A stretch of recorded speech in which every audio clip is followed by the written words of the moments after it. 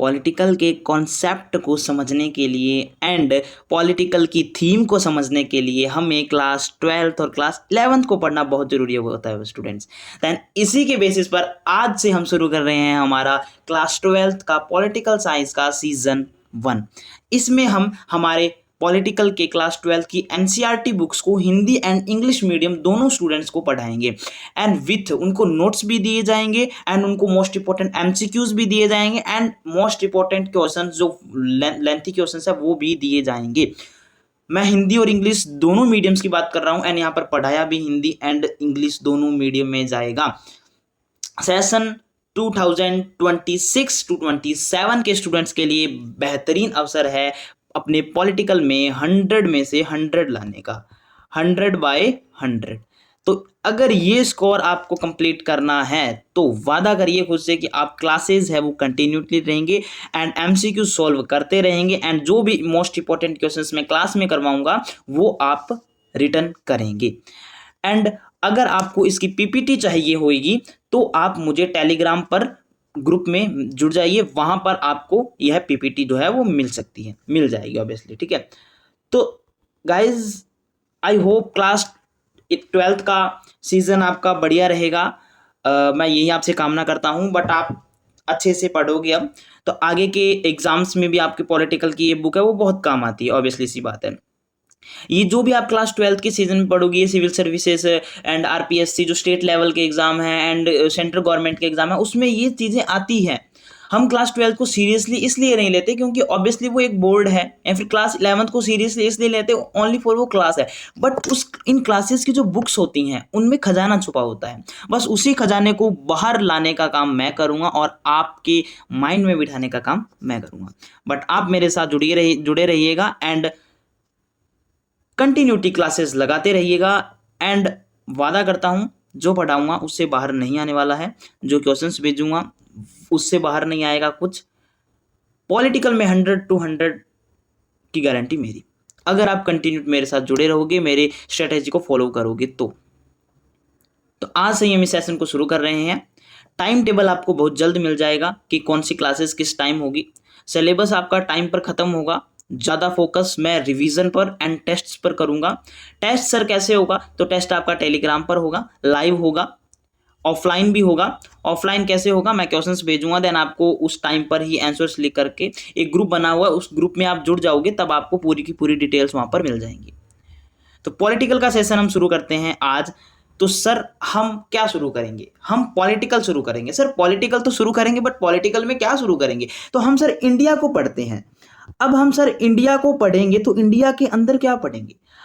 अब आप मुझे ये बताओ कि 1947 को आपको ये लगता होगा कि हम इंडिपेंडेंस कब हुए। सर जवाब आएगा कि सर हम 1947 को हुए, बट क्या आपको ये पता है कि हम कैसे आजाद हुए।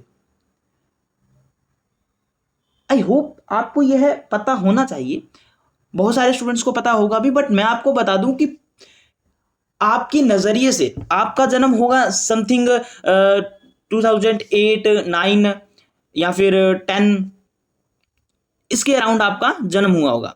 इससे कम से कम 70-80 साल पहले की स्टोरी आप इमेजिन नहीं कर सकते। उसी इमेजिन करने का काम कौन करेगा, मैं करूँगा। कौन करेगा, मैं करूँगा। बस आपको क्या करना है, आपको उसे सच्चे से सुनना है, आराम से सुनना है और समझना है। चीज़ों को रटना नहीं है, चीज़ों को समझना है। ओके, तो शुरू करते हैं हम पॉलिटिकल का first chapter. Sir first chapter में क्या है, फर्स्ट चैप्टर का नाम ही पढ़ लेते हैं पहले। राष्ट्र मतलब क्या होता है सर, नेशन मतलब क्या होता है, जहां पर हम रहते हैं हमारा देश होता है। सर देश का निर्माण मतलब डेवलपमेंट कह सकते हैं या फिर निर्माण। सर देश हमारा निर्माण मतलब क्या कोई दीवारें बनाई गई थी क्या, दीवार मतलब भारत की दीवारें बनाई गई थी क्या निर्माण में। निर्माण का मतलब होता है स्टूडेंट्स कि हमारा देश आजाद हुआ था अंग्रेजों से, तो उसमें इस वर्ड का यूज किया गया। ठीक है सर। सर जब हमारा देश आजाद हो गया था तो ये क्या लिखा है, चुनौतियां, चैलेंजेस। वाई सर, चैलेंजेस कौन से आए होंगे, तो जो नीचे आपको ये चैलेंजेस दिख रहे हैं सर, यही चैलेंजेस हैं। सर ये क्या क्या लिखा हुआ है, सर एक तो है डेवलपमेंट, सॉरी एक है इंडिपेंडेंस, एक एकता मतलब यूनिटी। अब मैं आपको स्टोरी बताता हूं, अच्छे से स्टोरी को समझोगे तो सब याद हो जाएगा। सर क्या स्टोरी है, स्टोरी ये है कि जब 1947 को हमारा देश आज़ाद हुआ, तब हमारा देश आज़ाद इतनी आसानी से नहीं हुआ कि ब्रिटिश गवर्नमेंट ने साइन कर दिए कि आज से भारत आज़ाद, और हमने मान लिया हमारा आज़ाद और इंडिपेंडेंस मिल गई, हमें विकास भी होने लग गया हमारा, और सबकी यूनिटी भी है एक साथ, और हमारा जो कॉन्स्टिट्यूशन है वो भी लागू हो गया, और लागू होने के तुरंत बाद हमारा देश यूं चलता रहा, वोट होते रहे। क्या आपकी इमेजिन ये है? तो आप गलत हैं। बहुत सारे चैलेंजेस आए। जब आप इस बुक को खोल के देखोगे, इसमें इमेजेस दिखेंगी, आगे मैं दिखाऊंगा, सब्र रखिए, सारी की सारी इमेजेस दिखाऊंगा मैं। देखिए यहाँ पर आइए, इसमें हमको बेसिकली 3 पॉइंट्स पर अपना फोकस करना है। मैंने आपको बताया first, second and third. Sir diversity, sir independence and development. तो इस चैप्टर में मेन जो हमारी थीम तो ये रहेगी, पता है हमें।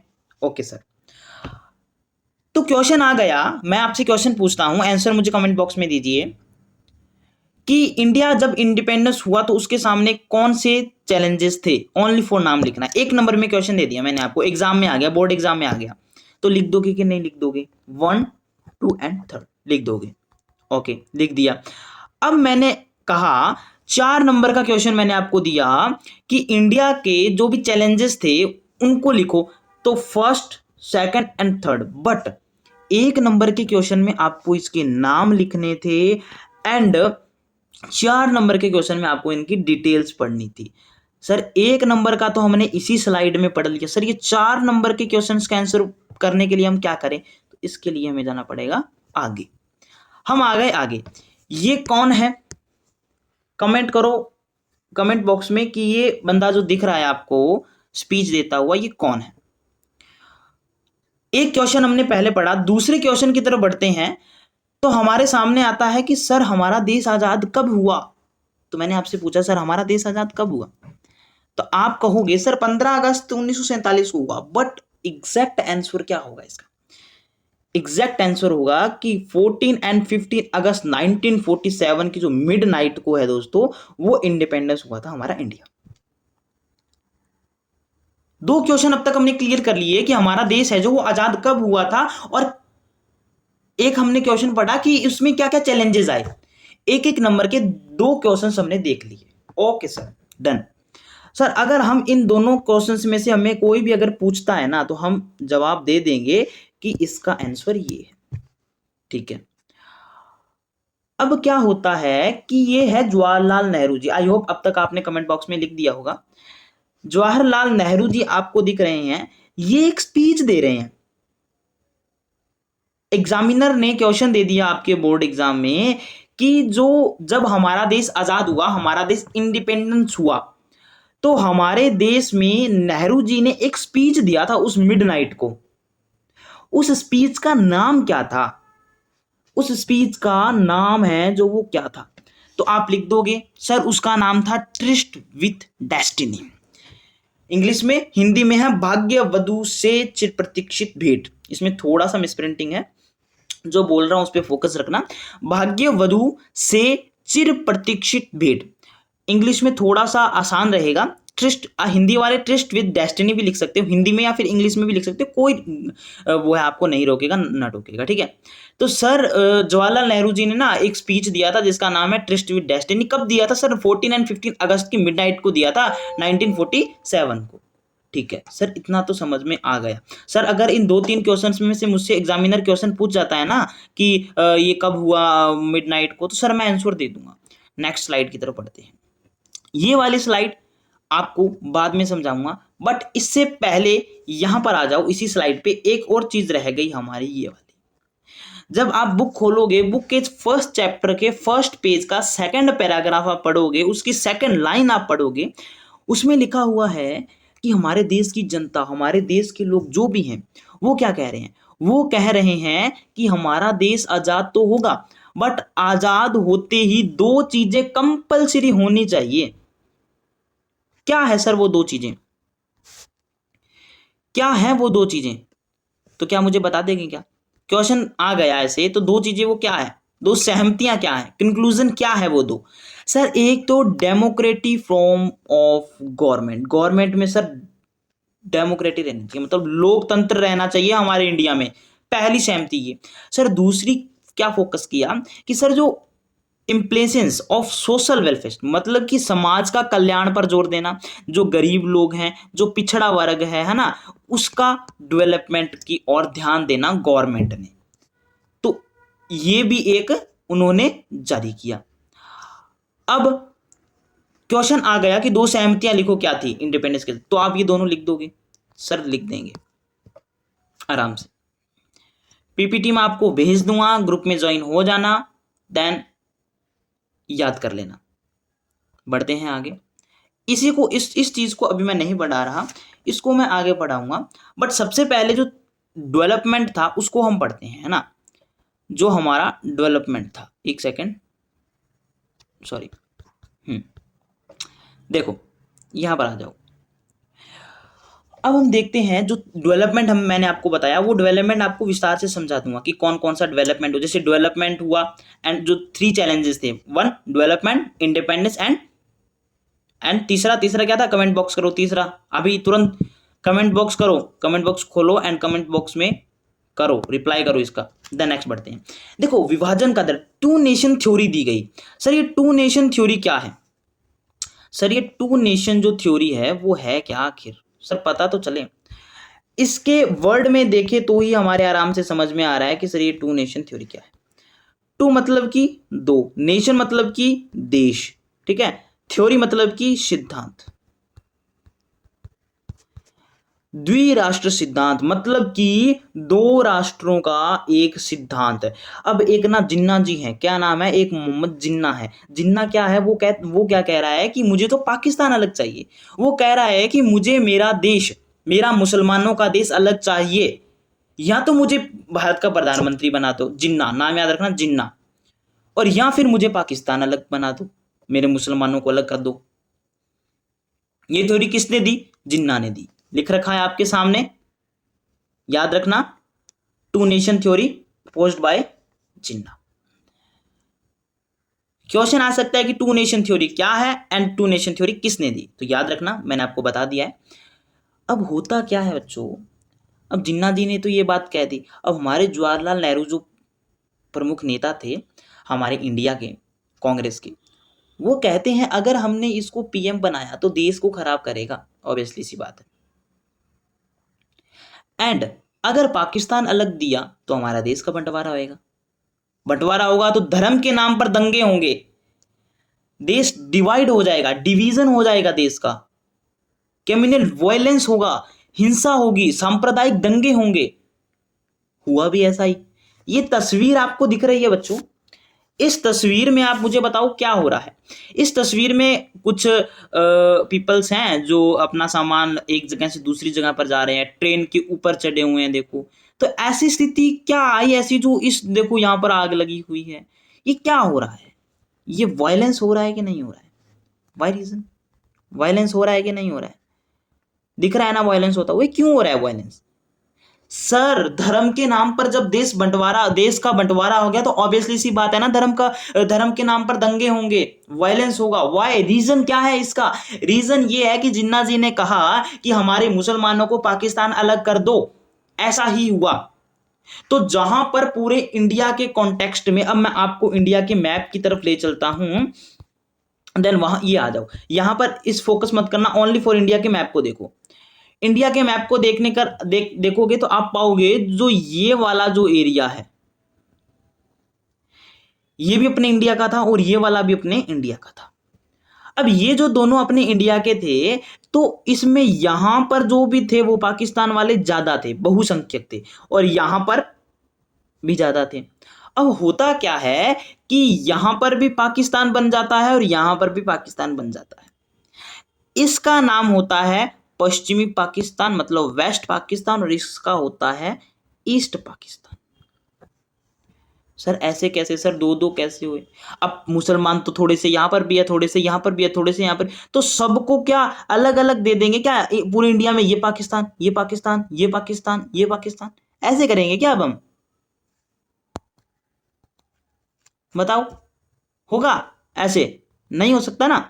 तो जैसे यहाँ पर थोड़े से पाकिस्तान मुसलमान हैं, तो इनको कहा या तो आप यहाँ चले जाओ, आप यहाँ चले जाओ, यहाँ पर वालों को कहा या तो आप यहाँ चले जाओ या फिर यहाँ चले जाओ, ठीक है।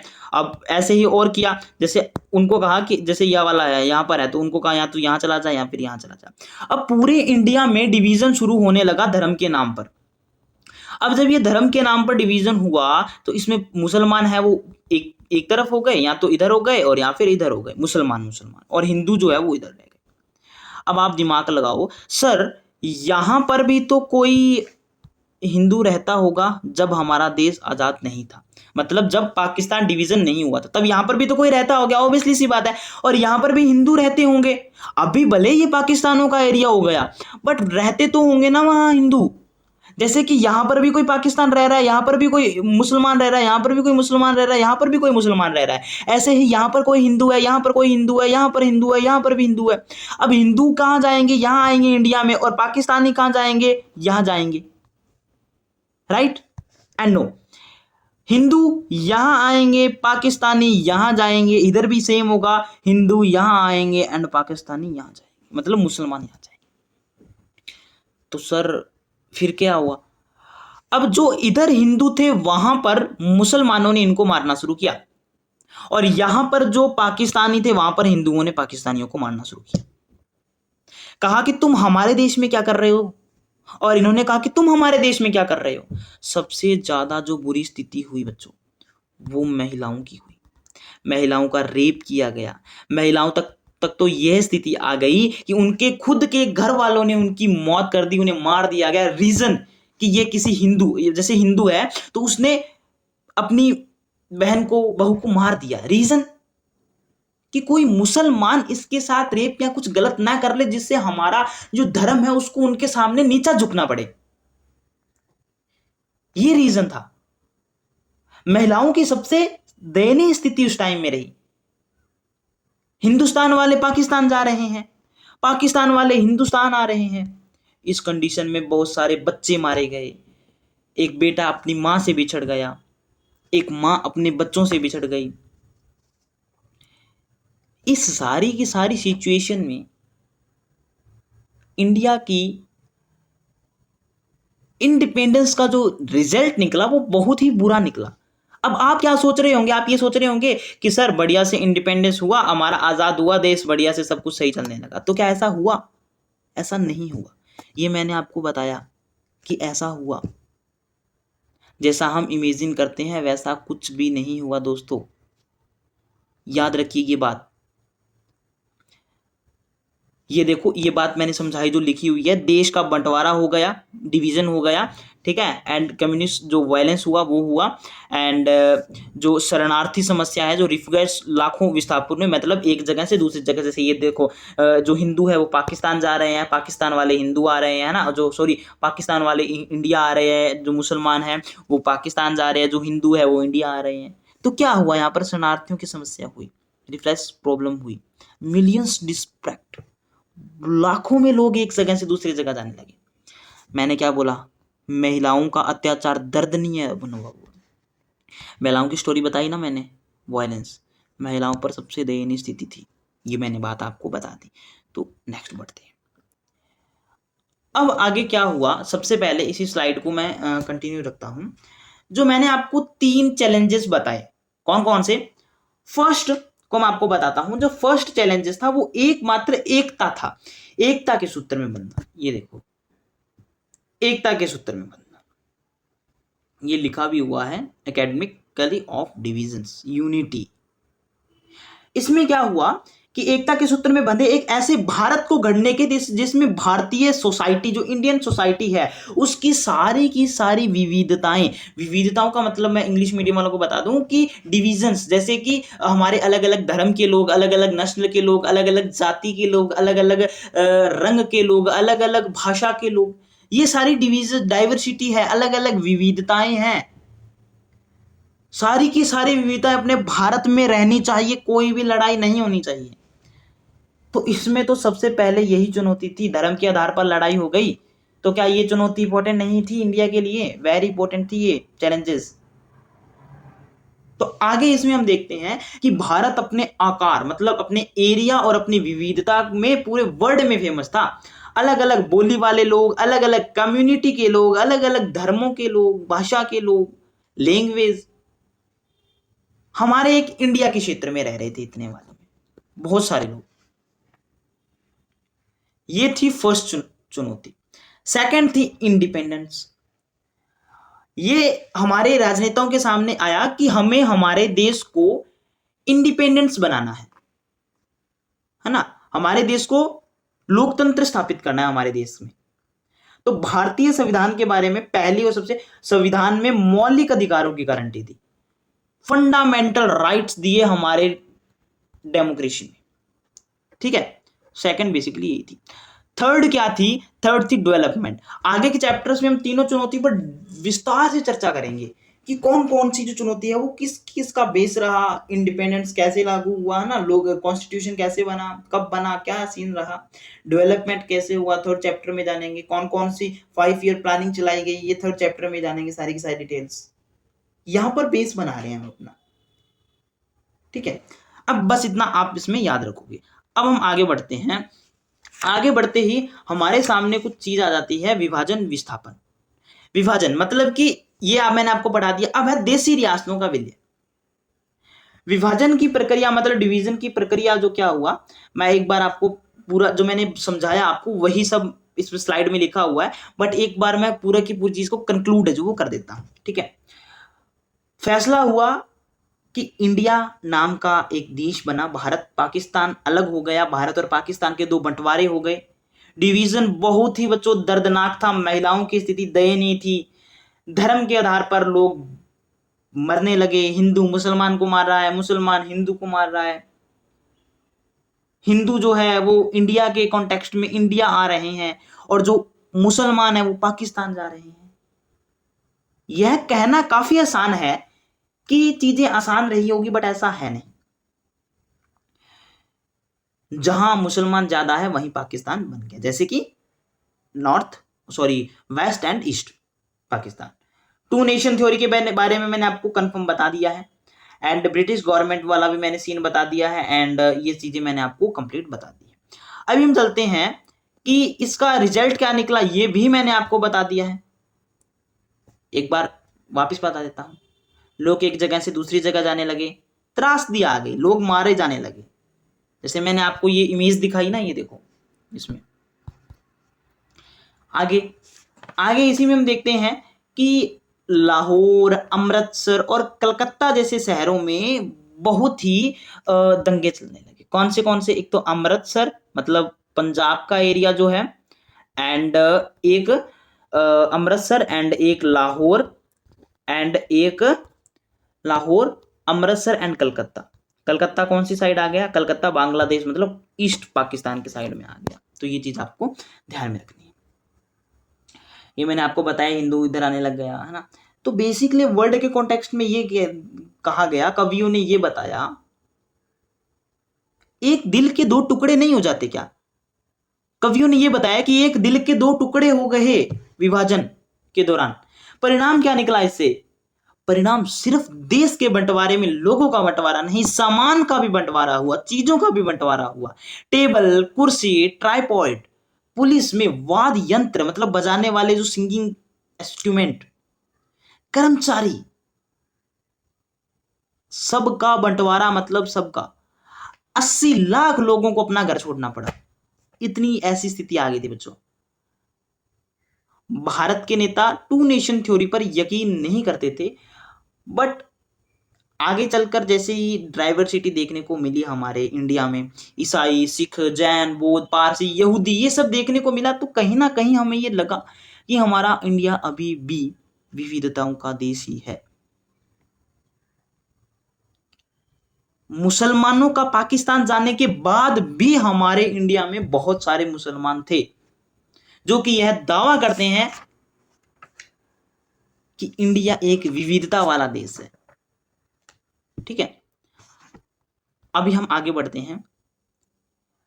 देशी रियासतों का विलय में हम पढ़ते हैं। देसी रियासतें मतलब रजवाड़े जो थे, प्रिंसली स्टेट जो थे, ये जो बैठे हैं ये सारे प्रिंसली स्टेट है। ये कौन है? कमेंट बॉक्स में बताओ। इन शख्स का नाम क्या है? इनका नेम बताओ मुझे कमेंट बॉक्स में तुरंत। देसी रियासत द प्रिंसली स्टेट जो है उनका यहां पर होने लगा डिवीजन। 1 सेकेंड, ठीक है, इनका यहां पर डिवीजन होने लगा। 1/3 ऑफ इंडिया टेरिटरी, भारत का 1/3 हिस्सा प्रिंसली स्टेट्स थे। मतलब कि एक रोटी का 1, 2 और 3 तीसरा भाग, मतलब कि एक रोटी का तीसरा भाग देखें तो ये वाला जो भाग है ये रजवाड़ों का था, प्रिंसली स्टेट्स का था, ठीक है। और हम इसको अगर मिटा दें तो हम देखते हैं ये हमारा इंडिया, ओके, ये इतना जो था ये हमारा इंडिया, एंड ये सारा इतना प्रिंसली स्टेट्स। अब इसको इंडिया में मिलाना बड़ी चुनौती थी, है ना। तो इसको इंडिया में मिलाने के लिए हमारे सरदार वल्लभ भाई पटेल जी ने क्या किया, वो हम आगे बढ़ते हैं। टोटल कितनी रियासतें थी, कितने प्रिंसली स्टेट्स थे? 565, याद रखना, भूल मत जाना, एग्जाम में आ सकता है। पटेल, सरदार वल्लभ भाई पटेल की महत्वपूर्ण योगदान भूमिका देखने को मिलती है इंटरनेशनल प्रोग्राम में, या फिर हम कहें पटेल्स रूल्स, ठीक है, डेमोक्रेसी, डिप्लोमेसी एंड फायरमेंट्स। विल्य पत्र क्या होता है बच्चों? विल्य पत्र होता है इंस्ट्रूमेंट ऑफ एक्शन, सहमति का हस्ताक्षर।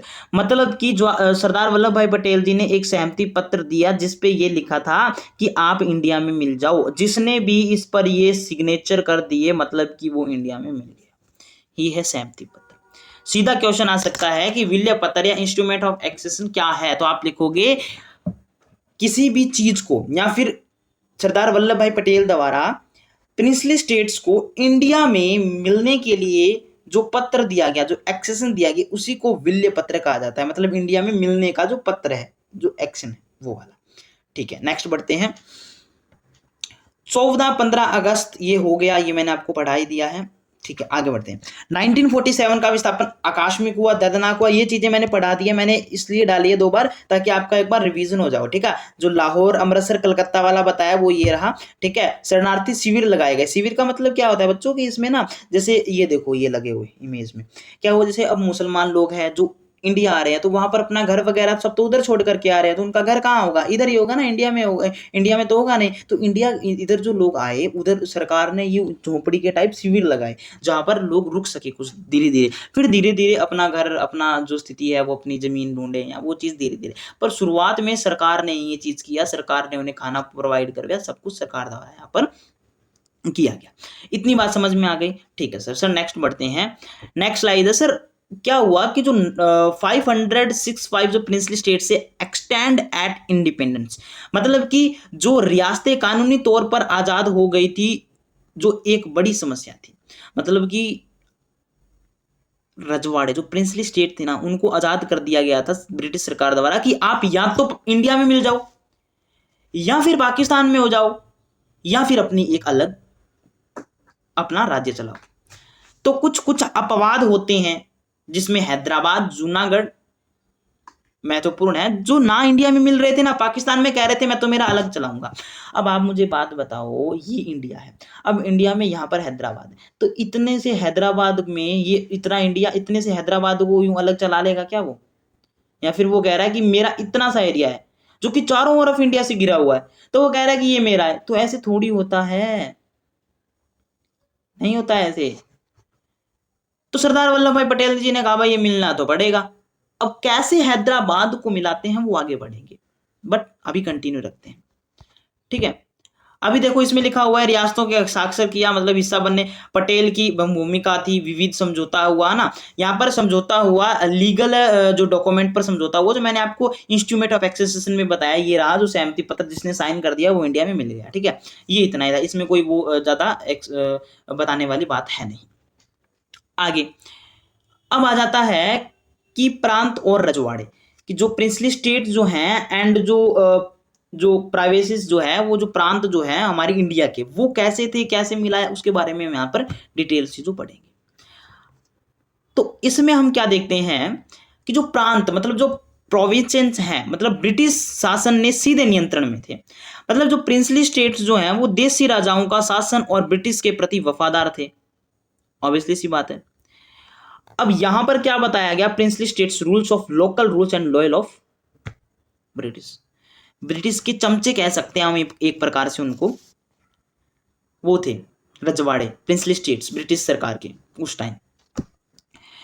उनका रूल क्या था, जो प्रिंसली जो रूल्स है वो sign the instrument of action विल्य पत्र, मतलब उन्होंने विल्य पत्र पर हस्ताक्षर कर दिए थे, जिसकी वजह से कुछ नहीं, मतलब बहुत सारों ने कर दिए थे, 565 रियासतें थी, सबने समथिंग कर दिए थे, बट कुछ अपवाद जो मैंने बताया उन्होंने नहीं हुआ। अब उनको कैसे हम इंडिया में मिक्स करते हैं वो देखो। ठीक है, एक मिनट रुको, ठीक है, यहां पर पढ़ो हैदराबाद। अब हैदराबाद को हम कैसे मिक्स करते हैं वो देखते हैं। हैदराबाद की स्थिति चारों तरफ से हिंदुस्तानी इलाकों से घिरा हुआ था, मैंने बताया कि नहीं बताया, इंडिया, ये हैदराबाद चारों तरफ से इंडिया से घिरा हुआ है, समझ में आ गया सर। सर यथास्थिति समझौता हुआ, स्टेटेंटली एग्रीमेंट हुआ, कब हुआ सर ये नवंबर 1947 में हुआ, जिसमें भारत के साथ स्टैंड स्टिल एग्रीमेंट पर हस्ताक्षर 1 साल के लिए। निजाम जी हमारे कह रहे थे भाई हम आजाद रियासत रहेंगे, ये मैंने बता दिया पहले, फोटो खैर ये तो नहीं थे, ये लगा दी मैंने, उनका नाम था मीर उस्मान अली खान, ये याद मत रखो आप, सिर्फ हैदराबाद का निजाम याद रखो, ठीक है, ये इंपॉर्टेंट है। वो कह रहे थे भाई हम आजाद रहेंगे, तुम कौन होता है इंडिया मेरे पर कब्जा चलाने वाला, कौन है तुम, ऐसे कह रहे थे। अब नतीजा क्या निकला इसका, कंक्लूजन क्या निकला बच्चों, कंक्लूजन ये निकला कि एकीकृत भारत के लिए एक बड़ी भौगोलिक चुनौती थी। भाई यार आप खुद बताओ, इतना इंडिया और बीच में ये अपवाद, झेल लेंगे क्या हम इसको, नहीं झेलेंगे। तो हुआ क्या, अब इंपॉर्टेंट आता है रजाकर क्या है। सर रजाकर एक अर्ध सैनिक फोर्स होती है, मतलब कि ये देखो ये रही अर्ध सैनिक फोर्स, मतलब कि तो इसमें क्या होता है कि बहुत सारे सैनिक नहीं होते, मतलब सेना की आधी टुकड़ी है वो होती है। तो हैदराबाद के निजाम ने क्या किया कि हैदराबाद में ना लोगों को मारने के लिए भेज दिया। क्यों भेज दिया, वो बहुत ही अत्याचारी था, उससे पहले अत्याचारी था, तो हैदराबाद के लोग है ना जो, वो उससे परेशान थे निजाम से, तो उन्होंने आंदोलन कर दिया, मूवमेंट कर दिया। जब उन्होंने आंदोलन किया तो हैदराबाद के जो निजाम है उसने रजाकर भेजा उनको मारने के लिए। ये जो रजाकर है ना बहुत खतरनाक होते थे, मार देते थे, जला देते थे, सब घर वगैरह सब। इसी चीज को देखते हुए जब फिर हमारी सैन्य कार्रवाई ऑपरेशन पोलो, नाम याद रखना इसका, क्या नाम है, ऑपरेशन पोलो हमारा शुरू किया, कब किया, 1948 में पुलिस आई, और नतीजा क्या निकला, ये रही हमारी पुलिस, ये रही, एंड ये जो है इन्होंने अपने हथियार है वो नीचे रख दिए कि हम हार मानते हैं, उन्होंने अपना आत्मसमर्पण जो है वो कर दिया हैदराबाद में। ठीक है सर, समझ में आ गया कि हैदराबाद की क्या कहानी थी। अभी थोड़ा सा हैदराबाद के बाद मणिपुर पर आ जाते हैं। सर ये मणिपुर क्या है, सर मणिपुर के राजा का नाम याद रहेगा क्या, वेडनेसडे को हिंदी में क्या कहते हैं सर, बुधवार कहते हैं। सर बुद्ध में ओ की मात्रा लगा दो तो बोध हो जाएगा, और चांद, सर वेडनेसडे को चांद बढ़िया से उगता है, तो बोध चंद सिंह महाराजा जी का नाम था। मोस्ट इंपॉर्टेंट चीज, हमारे इंडिया में सबसे पहले चुनाव जो है वो कहां पर हुए, तो वो मणिपुर में हुए, याद रखना। अब देखो ये पढ़ते हैं, pre independent state just before independence Maharaja Bhoj Chand Singh sign instrument of action, मतलब कि इस बंदे ने आराम से सिग्नेचर कर दिए कि हाँ भाई ठीक है हम मिल जाते हैं इंडिया में, ठीक है। इस पे भी वही इंस्ट्रूमेंट ऑफ पत्र पर साइन कर दिया 1 साल के लिए। लोकतंत्र चुनाव, मतलब कि मणिपुर में सबसे पहले यूनिवर्सल अदर फ्रेंच, मतलब कि सार्वभौमिक वैश्विक मताधिकार। देखो तो क्वेश्चन आएगा वैश्विक मताधिकार के आधार पर भारत में सबसे पहले जो वोट है वो कहां पर हुए, तो आंसर होगा मणिपुर। कब हुए, 1947 को। राजा का नाम क्या है, भोजचंद। प्रथम लोकतंत्र चुनाव, ये देखो इमेज मैंने लगाई है ताकि आप लिंक कर सको चीजों को, ध्यान रखो हिंदी इंग्लिश मीडियम दोनों है। आगे देखो 1947 मैंने आपको बताया। फिर आगे क्या है, संवैधानिक राजतंत्र हुआ। संवैधानिक राजतंत्र मतलब कि कॉन्स्टिट्यूशन मार्चेंट्स राजतंत्र हुआ। चुनाव के बाद जो मणिपुर है वो भारत का पहला संवैधानिक राजतंत्र बना, याद रहेगा, ठीक है। सर जन दबाव और विलय, जो कम्युनिस्ट पार्टी है ना सर, जो कम्युनिस्ट पार्टी सर, उसका दबाव रहा। महाराजा ने सितंबर 1949 में भारत के साथ मर्जर एग्रीमेंट पर हस्ताक्षर किए। मतलब कि होता क्या है इसमें, कम्युनिस्ट पार्टी यह दावा करती रही कि आप पूर्ण रूप से इंडिया में मिलो, तो इसीलिए मर्जर एग्रीमेंट पर साइन किए। अब आज का आपका होमवर्क ये है, आप मुझे कमेंट बॉक्स में ये बताओगे कि मर्जर एग्रीमेंट क्या था। आप सर्च करो, जितना आप देखो सर्च करोगे, चीजों को खोजोगे, अपना माइंड का यूज करोगे ना। मैंने आपको पढ़ा दिया, आपने सुन लिया, आप दूसरे दिन आप भूल रहे हो चीजों को, कोई मतलब नहीं है। मैंने आपको बता दिया, आप साथ साथ में अपने शॉर्ट नोट्स बना रहे हो। मैंने कहा कि महाराजा का नाम बोधचंद, आप क्या करोगे, आप यू यू एक सेकेंड, आप क्या करोगे, जैसे मैंने कहा कि मणिपुर में, तो आप क्या करोगे, यहाँ पर मणिपुर लिखो, देन यहाँ पर आप इस प्रकार से ड्रॉ बनाओ, एंड ड्रॉ बना करके देन उसके बाद में आप लिख दो कि सर यहाँ पर पहला जो राजा था वो बोधचंद था। वो क्या था, वो था बोधचंद, ठीक है, इस प्रकार से। और सर ये यहाँ पर ना इसी प्रकार से यूं करके सर यहाँ पर फर्स्ट इलेक्शंस हुए थे। कब हुए थे सर, 1948 को हुए थे। और किस बेसिस पर हुए थे, तो सर जो यूनिवर्सल एडल्ट के बेसिस पर हुए थे, ठीक है। और सर इसने एक और चीज मणिपुर में हुई थी, एक मर्जर एग्रीमेंट हुआ था। तो ये एक फॉर्मेट बन गया आपका मणिपुर का 3-4 वर्ड्स में, तो ये आपको याद हो जाएगा आसानी से। कब हुआ था ये भी लिख दो इसमें ना, 1949 को हुआ मर्जर एग्रीमेंट। तो इस प्रकार से चीजों को जब आप याद करोगे तब आपकी चीजें अच्छी और कॉन्सेप्चुअल बैठेंगी, ठीक है। आगे बढ़ते हैं। अब इसके पहले हम सरकार का नजरिया देख लेते हैं कि क्या थी, गवर्नमेंट का जो नजरिया था वो क्या था। देखो, मुस्लिम लीग का विरोध, लीग मानना था कि रजवाड़ों को अपनी मनमानी चुनने का मौका मिले। सरदार पटेल ने क्या किया कि कहा कि भाई अगर मिलना तो पड़ेगा, तो उन्होंने, सरदार जी ने कूटनीति अपनाई, दबाव बना करके अपने, अगर ये चीज नहीं करते तो आज कहीं ना कहीं हमें इंडिया हमारा ऐसा नहीं दिखता। सरदार वल्लभ भाई पटेल की गृह मंत्री जो थे, इनका बहुत अहम योगदान था हमारे एक इंडिया को एक करने का, जोड़ने का इंडिया को, ठीक है। हिस्टोरिकल रूल के रूप में देखने को मिलता है पटेल की डिप्लोमेटी, पटेल जी की जो डिप्लोमेटी है वो देखने को मिलती है। उड़ीसा में 26 और छत्तीसगढ़ में 15 रजवाड़ों की विलय कराना एक बड़ा जटिल काम था, जो कि हमारे पटेल जी ने किया, ठीक है। नेक्स्ट स्लाइड में सेकंड 2 पार्ट इसी का 2 पार्ट सेकंड नजरिया। शांतिपूर्ण बातचीत, और शांतिपूर्ण बातचीत के जरिए लगभग सभी रजवाड़े भारतीय संघ में मिल गए थे। कुछ अपवाद मैंने बोला, उसके बारे में, हैदराबाद के बारे में मैंने आपको चर्चा कर ली। गांधी जी और पटेल जी एकता के प्रति दिख रहे हैं, मतलब सब एक साथ रहे हैं यार। क्यों ही हम इंडिया के अंदर छोटा सा अलग बना रहे हैं, तो अच्छा नहीं लगता ये। तो इस प्रकार से अभी प्रजा का निर्णय हुआ, ठीक है, ये चीजें मैंने आपको बता दी है, तो वापस पढ़ने की जरूरत है। हैदराबाद मैंने आपको बता दिया है आराम से, रजाकर मैंने आपको बता दिया है, मणिपुर भी मैंने आपको बता दिया है। अब हम बढ़ते हैं राज्यों का पुनर्गठन। राज्यों का पुनर्गठन किस बेसिस पर हुआ, मतलब कि रेगुलेशंस ऑफ स्टेट, मतलब स्टेट कैसे बने, क्या बने, स्टेट कैसे बनाया जाए। हमारा इंडिया जो है वो एक तो हो गया, बट अब इस इंडिया के अंदर किस प्रकार से डिवाइडेशन करें हम, इंडिया के कितने पार्ट बनाएं इंडिया के, ये भी दुविधा थी। अब इसके लिए क्या हुआ, भाजपाई आधार पर मांग, बेसिक डेमोक्रेसी। 1920 में नागपुर अधिवेशन हुआ। नागपुर अधिवेशन में होता क्या है कि ये चीजें रखी जाती है कि हमारे इंडिया का डेवलपमेंट है, या फिर इंडिया का जो पार्ट है, उस इंडिया के कितने पार्ट में डिवाइड, कितने स्टेट्स इंडिया के हो, वो डिवाइडेशन हम नागपुर में देखते हैं। कब हुआ, 1920 में हुआ। याद रखना नागपुर अधिवेशन कब हुआ, 1920 में। नेक्स्ट देखते हैं पोस्ट इंडिपेंडेंस।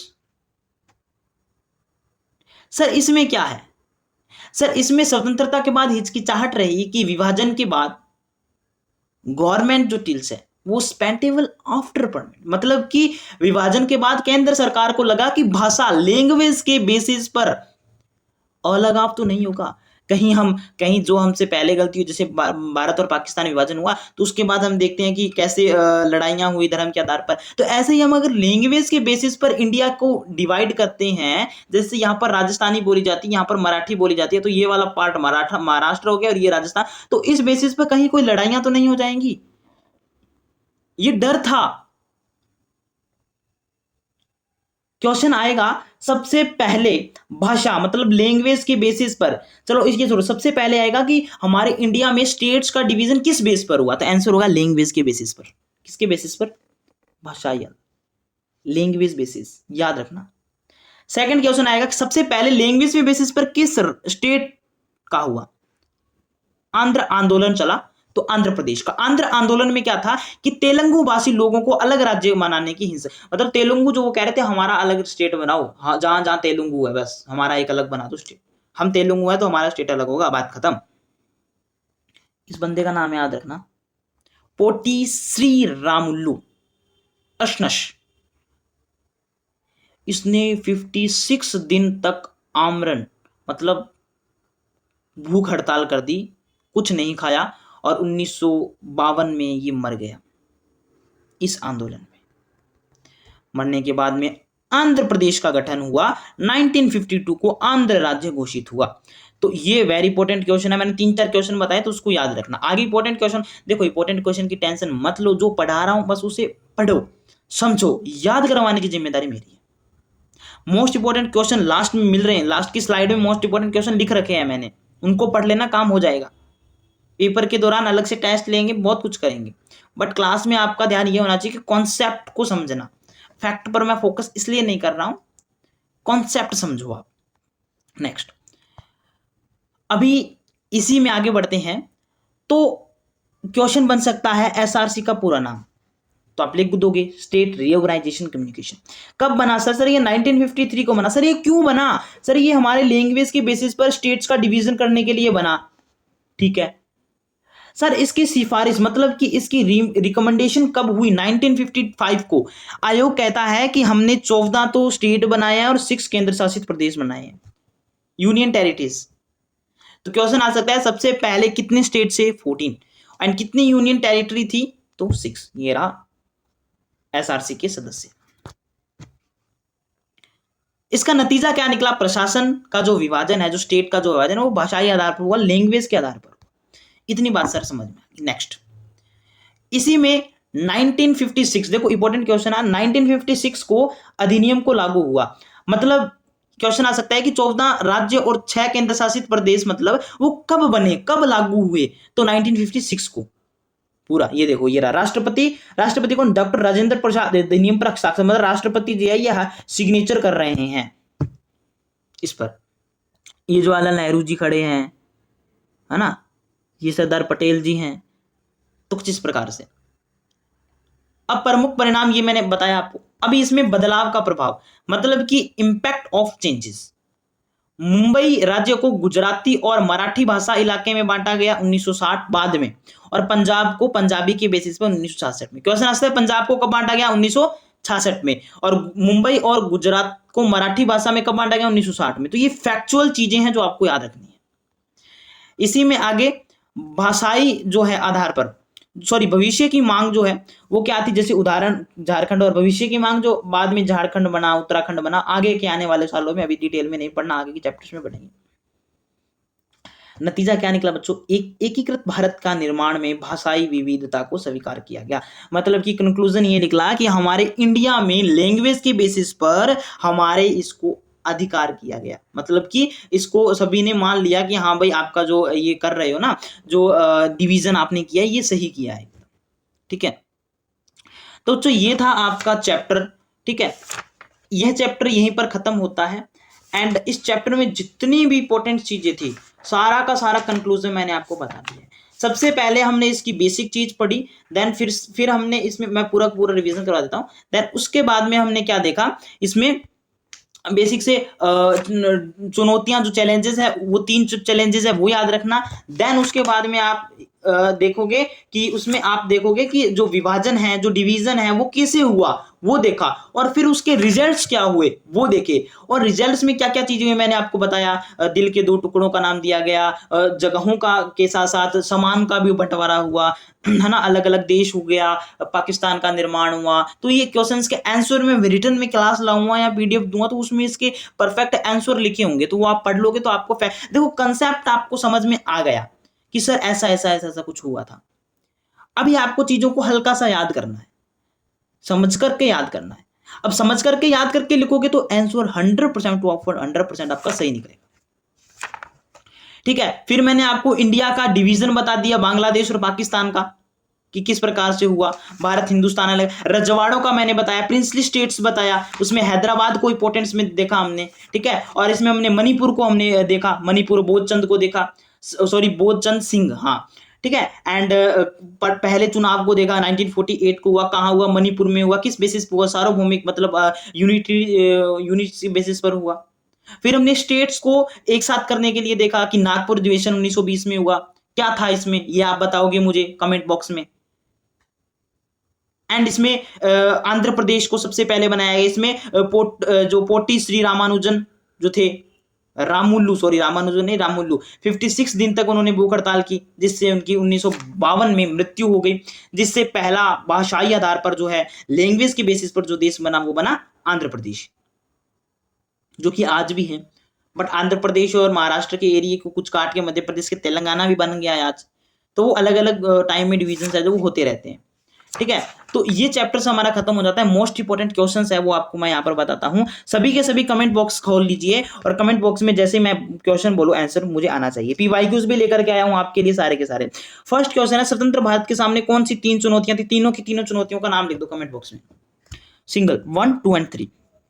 सेकंड क्वेश्चन, देसी जो प्रिंसली स्टेट, देसी प्रिंसली स्टेट में सरदार वल्लभ भाई पटेल की क्या भूमिका, सरदार पटेल जी ने उन्हें कैसे जोड़ा? एक याद रखना, सरदार पटेल जी को लोहा पुरुष कहा जाता है, आयरन मैन कहा जाता है ना, याद रखना। थर्ड क्वेश्चन है, एसआरसी क्या है? मैंने आपको बताया। इसकी सिफारिशें क्या थी, इसके प्रभाव मैंने आपको बताया। विभाजन के परिणाम हुए मानवीय आर्थिक, ये भी मैंने आपको, क्या तबाही हुई, हिंदुस्तान बंट गया, मुसलमान बंट गया, मरने लगे लोग, महिलाओं की स्थिति, ये सब इसमें लिखना है। ये 2022 में क्वेश्चन आया आपके, हैदराबाद का भारत में विलय किस प्रकार हुआ? मैंने हैदराबाद को डिटेल से समझाया नोट्स में। ये 2021 में आया, ऐसे सर्च कब पारित हुआ? अभी मैंने आपको बढ़ा के इसका आंसर दो। टू नेशन थ्योरी क्या है, किसने दी? जिन्ना जी ने दी। कब हुई? कमेंट बॉक्स करो। कश्मीर की समस्या पर एक ये एक्चुअली कट गया 2019 में, तो इसको काट देना, ये आगे के चैप्टर्स में पढ़ेंगे, बट ये क्वेश्चन आ सकता है क्योंकि आगे के चैप्टर से लिंक है। बसाई आधार पर गठित पहला राज्य कौन था? आंध्र प्रदेश था। और देखो वो शॉर्ट क्वेश्चन थे, ठीक है। एंड अब हम लेंथी क्वेश्चंस को देखते हैं। देखो 2023 का क्वेश्चन, ट्रिस्ट विद डेस्टिनी किसने और कब दिया? रजाकार कौन थे? मणिपुर के राजा का नाम, सहमति पत्र स्थापित किया। और विभाजन के दौरान हुए विस्थापन पर किन्हीं 4 समस्या। टू नेशन थ्योरी, द्विवीर राष्ट्र सिद्धांत का अर्थ क्या है? लेंथी क्वेश्चन में सरदार पटेल जी की भूमिका, जिन्हें लोह पुरुष कहा जाता है, क्यों कहा जाता है? 3 सूत्री क्या है ये? नेक्स्ट, स्वतंत्र भारत के सामने राष्ट्र निर्माण की 3 चुनौतियां जो है वो क्या थी?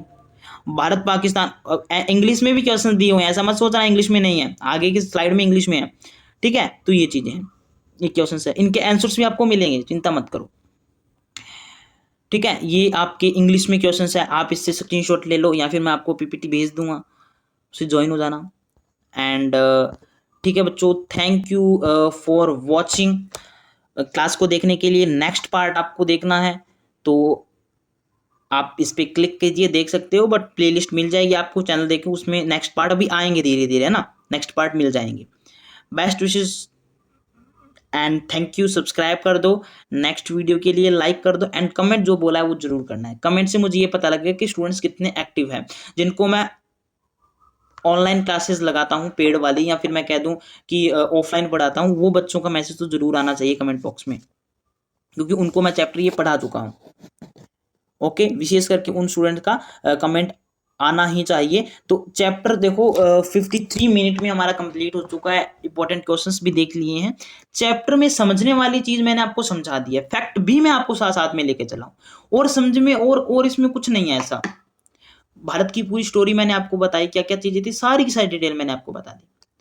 अब नेक्स्ट चैप्टर को पढ़ेंगे डिटेल से, है ना, उसके शायद 2 पार्ट आए, जो चैप्टर बड़ा होगा उसके 2 पार्ट आ जाएंगे, 3 पार्ट आ जाएंगे, जो चैप्टर छोटा है उसका एक ही पार्ट। जैसे मुझे लगा था कि एक पार्ट में नहीं होगा तो मैंने इसको एक में खत्म कर दिया, क्योंकि कॉन्सेप्ट जो है वो मैंने आपको क्लियर है जो वो कर दिया है। ठीक है, तो 55 मिनट की टोटल क्लास है, आपको इस बार बार देखिए, ये आप रिवीजन के टाइम भी देखोगे ना, तो इसीलिए मैंने उस हिसाब से बनाई है कि रिवीजन के टाइम भी देखो तो आपका ये चैप्टर 50 मिनट में खत्म, 2x पर देखो तो 25 मिनट में खत्म। ठीक है, तो thank you for watching, then like share subscribe जरूर कर दीजिए, और विशेष करके ध्यान देना कि जो अगर हम चीज़ों को शेयर करते हैं स्टडी को, तो वो चीज़ें बढ़ती हैं, ज्ञान हमारा बढ़ता है, तो आप इसको शेयर जरूर करें अपने फ्रेंड सर्कल में, अपने क्लास के ग्रुप्स में, उसमें जरूर शेयर करें। देन मिलते हैं नेक्स्ट वीडियो में। Thank you, bye bye, see you.